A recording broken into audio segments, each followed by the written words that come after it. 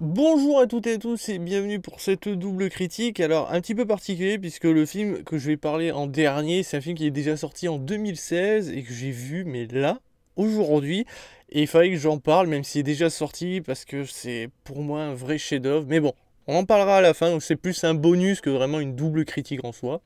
Mais on va d'abord s'attaquer au film principal, donc Girl Trip, réalisé donc par Malcolm Daly, avec en actrice principale et un quatuor plutôt d'actrices principales. Donc on a Regina Hall dans le rôle de Ryan, Tiffany Haddish dans le rôle de Dina, Pinkett Smith dans le rôle de Lisa, et Queen Latifah dans le rôle de Sacha.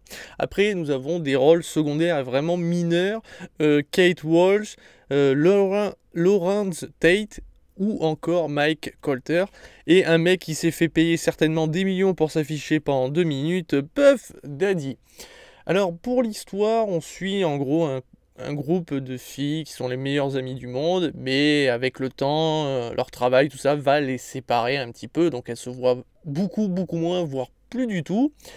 Et en fait, une de ces filles, donc qui est Ryan, va un jour, voilà, va pas trop se sentir bien et décide de réunir donc son équipe un petit peu à la Very Bad Trip, si vous voulez, et elles vont partir à un événement dédié aux Afro-Américains, même si il y a des Blancs qui peuvent venir et tout, mais voilà, c'est vraiment une réunion pour eux, c'est une grande fête, je crois qu'il existe vraiment l'essence, ou je sais plus trop quoi, comment ça se prononce, voilà, donc un événement où ils vont faire la fête avec plein de gens de couleur. Nous allons suivre ces filles qui vont faire la fiesta à la version Very Bad Trip, un peu plus soft certainement, mais il y aura des trucs dans ce délire-là. Et malheureusement, ben, sur un film qui dure 2 heures, et ben, je me suis pas du tout amusé. J'ai dû rire au bout de 40 minutes, j'ai ri 2, 3 fois, il y a 2, 3 vannes qui passent bien. Je vais prendre l'exemple du pamplemousse et de la banane, ça m'a bien fait marrer. Mais de voir une fille qui pisse sur des gens, ça m'a pas du tout fait rire, parce qu'en fait ça arrive comme ça, comme un cheveu sur la soupe, tu sais pas, ça arrive comme ça. Alors pourtant, pipi caca, j'ai regardé Jackass, j'ai regardé tous leurs films, je suis marré comme un con. Donc vous voyez mon niveau. Mais là, j'avoue, j'ai pas été transcendé. En fait, l'humour est mal agencé. Ça arrive comme ça des fois et ça me fait pas rire. Et c'est dommage parce que, en fait, ce film met en avant des femmes, en plus de couleurs, mais voilà, c'est des femmes. Elles ont le beau rôle, elles ont les rôles principaux. Et à côté, les mecs ont souvent le rôle secondaire, on les voit très peu, et pour certains, le mauvais rôle, le rôle du gros porc, un petit peu ce qui se passe dernièrement avec les femmes qui se soulèvent et qui parlent de toutes ces agressions sexuelles et tout ça, et bien ça fait un petit peu à cette référence. C'est pas ça le sujet principal, mais il y a un petit clin d'œil. Alors je pense que c'était pas voulu, c'était pas prévu, mais en tout cas, ça fait plaisir d'une certaine manière, et je trouve que c'est plutôt cool de mettre en avant des femmes. Je sais qu'il y a d'autres films qui l'ont déjà fait, mais voilà, un film de plus. Surtout que d'habitude, les films à la Very Bad Trip, c'est toujours des groupes de mecs. Et là, c'est un groupe de filles. Donc, je me disais, pourquoi pas. Et en lisant toutes les critiques, tout le monde disait que c'était super bien et tout, mais non. C'est pas parce que le film propose quelque chose d'intéressant, mettant des filles en avant, des filles de couleur, voilà, où les femmes sont les winners, que de suite, bah, ça fait un bon film. Parce que malheureusement, l'écriture des différentes filles que nous allons suivre principalement m'a exaspéré. C'est déjà c'est du classique, c'est du vu et du revu. Je vais prendre l'exemple de Dina. Dina, c'est la femme qui n'a pas évolué mentalement. Elle est toujours restée une adolescente, ça veut dire qu'elle fait toutes les conneries, elle chope toutes les maladies sexuellement transmissibles, et elle est heureuse. Pour elle, c'est cool. Et c'est supposé être drôle. Elle se met de la drogue dans le cul, c'est drôle. Elle drogue ses potes, c'est drôle. Voilà, c'est vu, hein, c'est un personnage qu'on a déjà vu. Nous avons entre autres Lisa, qui est en fait donc une femme qui était déjantée quand elle était plus jeune, mais un jour elle a épousé quelqu'un, elle a eu des enfants, tout ça, puis après malheureusement elle s'est séparée de son mari, du coup elle est devenue une femme voilà, qui s'occupe de ses enfants seule, donc qui peut plus vraiment s'amuser, elle s'habille comme une vieille, enfin elle a des toiles d'araignée là où il faut, vous imaginez en gros. Typique, classique. Et encore, pour moi, Lisa, c'est le personnage le plus intéressant, où je me suis le plus attaché, parce que les autres, j'ai pas... Dina, déjà, j'avais envie de la frapper. Ryan, donc c'est la meuf qui a réussi tout. Elle a réussi dans sa vie, elle a un mari, elle a l'air d'être heureuse, elle est riche, enfin, coule de source. Sauf que très rapidement, on comprend qu'il se passe quelque chose, que c'est une façade, qu'elle se voile la face.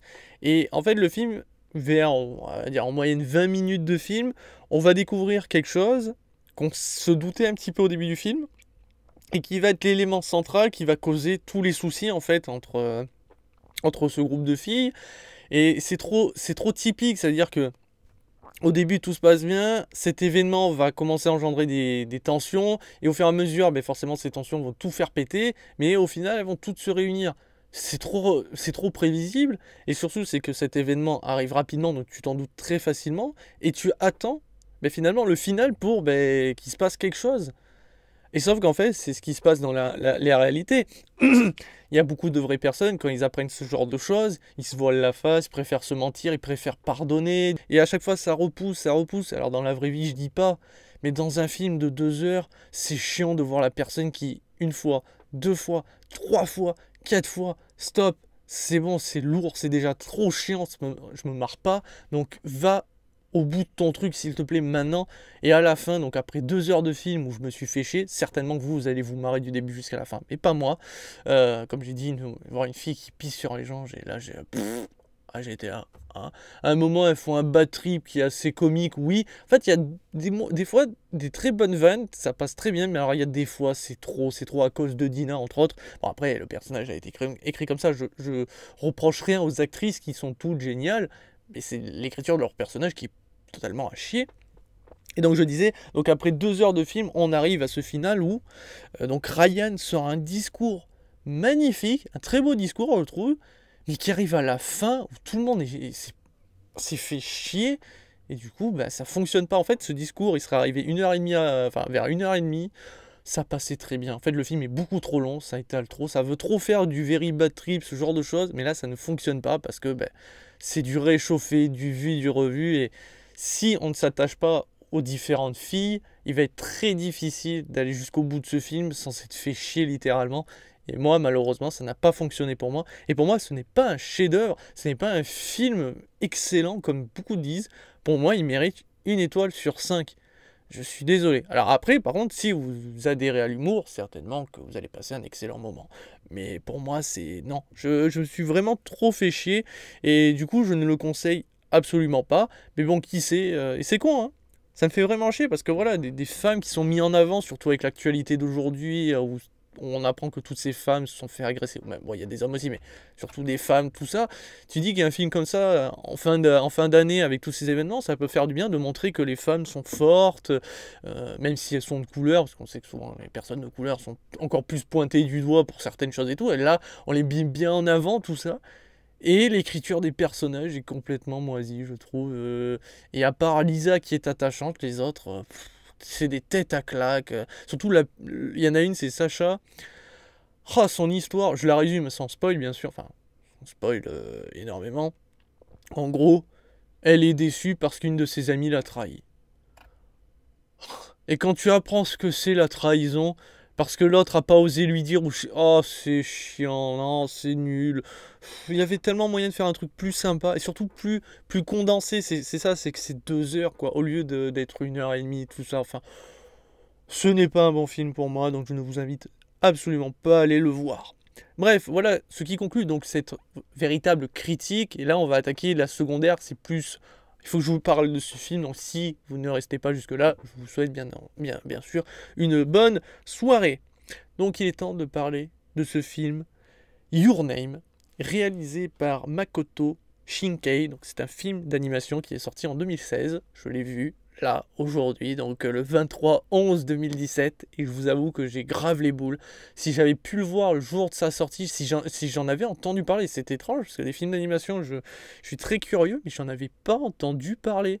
Alors vous allez me dire, ouais, bah, tu sais que tu cherches pas, mais non, mais en même temps, tu peux pas chercher quelque chose que tu ne sais pas qui existe.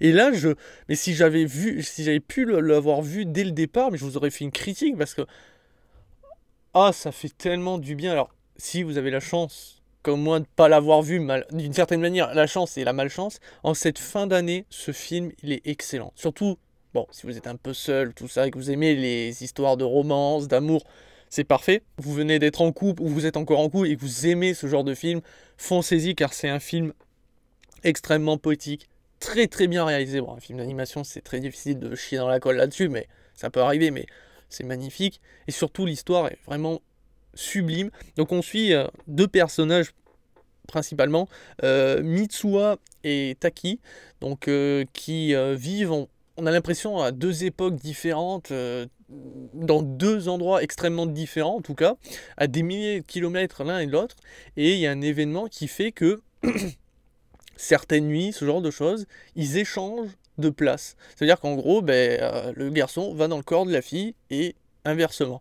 Alors c'est assez connu comme type d'histoire, mais là c'est voilà, le fait est qu'ils soient à des milliers de kilomètres, qu'ils ne se connaissent pas. Plus tard dans l'histoire, on va apprendre que c'est encore plus gros le machin. Et je trouve ça en fait magnifique. Et en fait tout est dans le titre, Your Name. En gros, si vous voulez, très souvent ils vont oublier par moment le prénom justement de cette fille ou de ce garçon.